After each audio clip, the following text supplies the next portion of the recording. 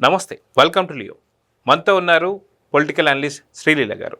నమస్తే అండి. నమస్తే అండి. అనంతబాబు ఎమ్మెల్సీ వాస్తవానికి 2019-24 దాకా వైసీపీ హయాం నడుస్తున్న టైంలో మేమంతా సామంత రాజులు అన్నట్టుగా మేము హత్యలు చేసినా గ్యాంగ్ చేసినా ఎవరు అడగరు అన్నట్టు వీడియో కాల్స్ కానీ ఇవన్నీ కూడా చూస్తున్నాం.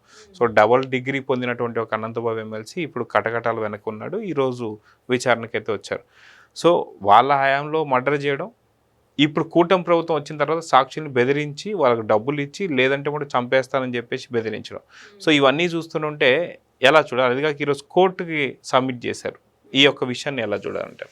ఎమ్మెల్సీ అనంతబాబు అనగానే జూనియర్ జగన్ అని చెప్పి ముద్దుగా పిలుచుకుంటారంట. ఇక నుంచి వీరప్పన్ కూడా వీరప్పన్ కూడా ఉందండి. ఈయనకి చాలా పేర్లు ఉన్నాయి. అక్కడ ఈయన చేసే దందాలు, దౌర్జన్యాలు, అడవి తల్లి బిడ్డల్ని మేమేదో ఉద్ధరిస్తున్నాం అని చెప్పుకుంటూ ఆ ముసుగులో వీళ్ళు ఎలాంటి కార్యక్రమాలు చేస్తున్నారు అనేది ప్రతి ఒక్కరికి తెలిసిన విషయం. ఎందుకంటే ఎవరైతే ఈ రోజున డ్రైవర్ సుబ్రహ్మణ్యం ఉన్నారో వాళ్ళ తండ్రి, పాపం వాళ్ళ తల్లి ఒక మీడియా ముఖంగా వాళ్ళు మాట్లాడిన మాటలు వింటుంటే వాళ్ళకి ఏం తెలియదండి. పాపం వాళ్ళు ఏదో కూలీనాలు చేసుకుంటూ రెక్కాడితే కానీ డొక్కాడిన పరిస్థితుల్లో ఆ పిల్లోడు ఆ ఉద్యోగం చేస్తే ఆ డబ్బులతో బ్రతుకుతున్న కుటుంబం. వాళ్ళు ఆ రోజున మాట్లాడిన మాటలు వాడు వీడనే మాట్లాడాడు. ఆయన అయితే ఎక్కడ అనంతబాబు గారనో లేకపోతే ఇంకోటో గౌరవం ఇవ్వాల. వీడు ఒక ఎదవా, వీడు ఒక పనికి మాలినవాడు, వీడు నా కొడుకుని పొట్టన పెట్టుకున్నాడు, కేవలం వీడు చేసే ఎదవ పనులన్నీ బయట పెడతాడు, అర్ధరాత్రి అపరాత్రి నా కొడుకుని డ్రైవింగ్కి రమ్మని చెప్పి అడిగాడు, ఆ టైము అతనికి కుదరట్లేదు, నిద్ర ఉండట్లేదు. అదే తండ్రితో చెప్పాడంట, నాన్న ఒక టైం ఉండట్లేదు, నేను వెళ్ళను, ఇంకా మానేస్తానని. అప్పటి వరకు చేసిన ఈ దోపిడీలు, ఈ దౌర్జన్యాలు, ఈ దొంగతనాలు, రంగురాళ్ళ వ్యాపారాలు, ఇవన్నీ కూడా ఉన్నాయి అతనికి. ఇవన్నీ ఈ పిల్లోడికి తెలుసు. అందుకనే నా కొడుకుని చంపారు, అవి ఎవరితోనన్నా చెప్తాడనే భయంతోనే నా కొడుకుని చంపారు అని సుబ్రహ్మణ్య తండ్రి వాదన. అప్పటికే గవర్నమెంట్ ఏదైతే ఇప్పుడున్న స్టేట్ గవర్నమెంట్ కూడా లాయర్ గారిని, ఎవరైతే ముప్పాళ్ళ సుబ్బారావు గారిని కూడా వాళ్ళకి నియమించడం జరిగింది. అంటే ఇన్ని రకాలుగా చూడండి, వాళ్ళు తప్పు చేయటం, ఆ రోజున దొరికిపోవటం, జైలు శిక్ష అనుభవించి మళ్ళీ ఆయన బెయిల్ మీద బయటకు వస్తూ కూడా పూలదండలతోటి తప్పట్ల తాళాలతోటి ఏం చేయాలి, వీళ్ళని ఏం చేసి సాధించి వచ్చాడు ఆయన? మర్డర్ చేసి నువ్వు జైలుకి వెళ్ళి వస్తూ వాళ్ళకి బుద్ధి లేదు, అలాంటి హంగామా సృష్టించే వాళ్ళకి, హడావుడి చేసే వాళ్ళకి. ఆయన పుట్టినరోజున పోలీసు వాళ్ళు కూడా చాలా మంది వెళ్ళి కేక్ కటింగ్ చేశారు, ఆయనకు దండలు వేశారు, చాలా మంది పోలీసులు కూడా దీనిలో ఉన్నారు. ఇతను రక్షించిందే పోలీసులు. ఇతని మీద కేసు ఎక్కువ అంటే అక్కడ ఉన్న స్ట్రాంగ్ గా ఎవిడెన్స్ ఉండి కూడా ఆ సెక్షన్స్ నమోదు చేయకుండా ఏదో తూతు మంత్రంగా కానిచ్చేసి పక్కన పంపించేశారు, కేసు నమోదైంది. ఉన్నటువంటి ఎస్పీ గారు కూడా ఆయన చాలా క్లారిటీ చెప్పింది ఏంటి అంటే, ఎమ్మెల్సీ అనంతబాబు గారు చేశారు, అందరినీ గారు గీరోనే సంబోధిస్తున్నారు. కేవలం జూనియర్ జగన్ మాత్రమే అది ఉండిద్ది, అదే అనుకోవాలి. ఎవరైతే వైఎస్ఆర్సీపీ పార్టీ వాళ్ళు ఉంటారో వాళ్ళని మాత్రమే గారు గీరు అంటారు.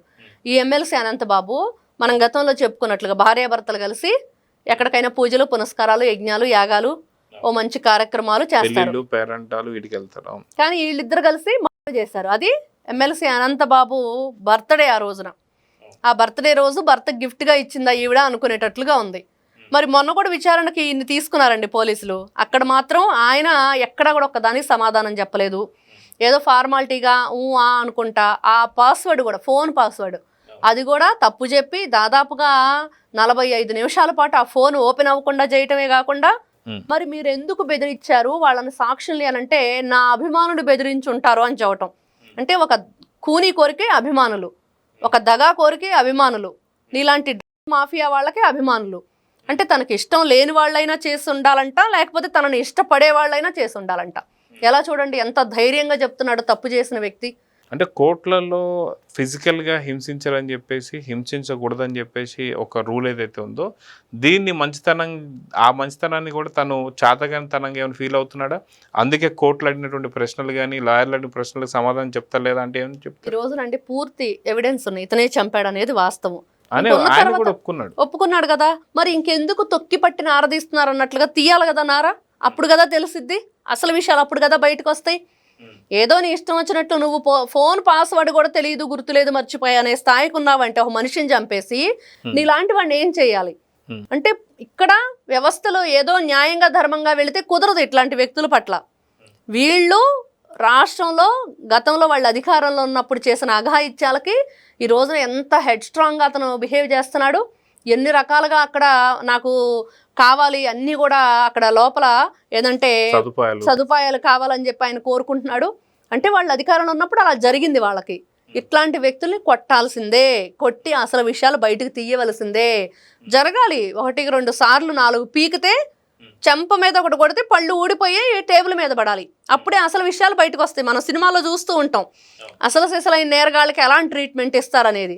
వీళ్ళు అసలు సిసలైన దొంగలు, దోపిడీదారులు. ఇట్లాంటి దొంగల్ని పట్టుకోవాలి. పట్టుకున్న తర్వాత మరి ఈ రోజున వాళ్ళ విచారణ జరిపే టైంలో బాబు బుజ్జి కన్నా నాన్న అంటే మాట వినరు.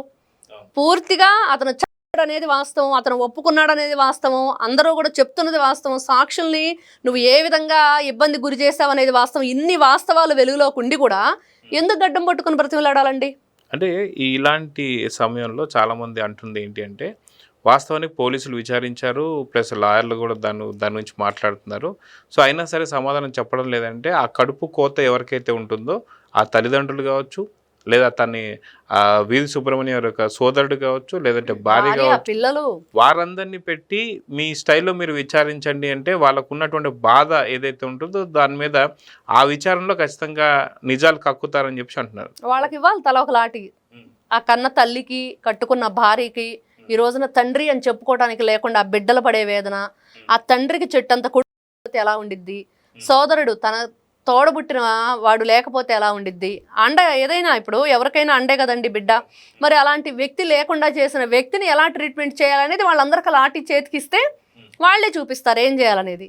అప్పుడు నువ్వేం చేసావనేది ఎవరు అడగాల్సిన అవసరం లేదు, ఒక్క క్వశ్చన్ వేయాల్సిన పని లేదు, మొత్తం అతనే చెప్తాడు. వాస్తవానికి 20,000 గురించే ఈ జరిగింది అన్నట్టుగా అనంతబాబు ఎమ్మెల్సీ చెప్పడం, తర్వాత నిజంగా 20,000 కోసమే జరిగిందంటే మరి వాళ్ళ నాన్నకి దాదాపు 2 లక్షల డబ్బులు ఇచ్చేసి అంత్యక్రియలు చేసుకోమని చెప్పేసి అనడం, దాదాపు 2.5 ఎకరాల భూమి కూడా మీకు వస్తుందని చెప్పేసి అనడం, అదేవిధంగా వీధి నవీన్కి ఒక గవర్నమెంట్ ఉద్యోగం కూడా వస్తుందని చెప్పి హామీ ఇవ్వడం, ఇవన్నీ చూస్తున్నాం.